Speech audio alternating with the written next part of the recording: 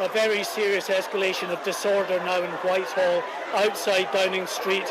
Metropolitan Police have just brought in mounted officers who've just mounted a charge down Whitehall from the War Memorial down towards the Cenotaph.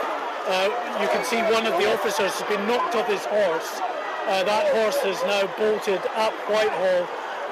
There are bottles and other objects being thrown at the mounted officers there on Whitehall itself.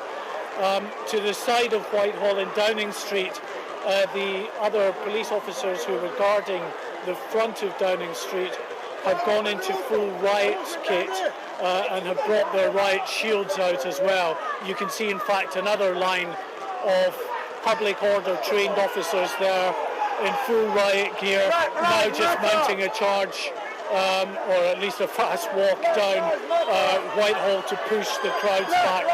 This really happened about 20 minutes or so ago. It started to get very wet here with torrential rain and thunderstorms, and at that point the crowd really turned. They started throwing bottles and other objects at the officers who were outside the front of Downing Street.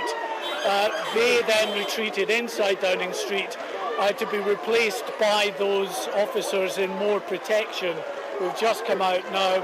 And of course you can see the other officers here on Whitehall and the officers further down still on horseback. We don't know what has happened to that mounted officer who clearly fell off his horse. I don't know if he's been injured because I can't see that from this point of view.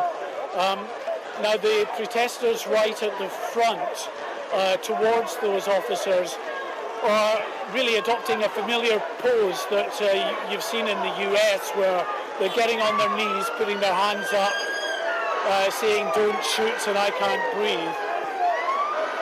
But police pushing forward nonetheless, determined to move them now from Whitehall. They were happy to leave them here while the protests were peaceful, but now these protests have turned violent and the police are moving in.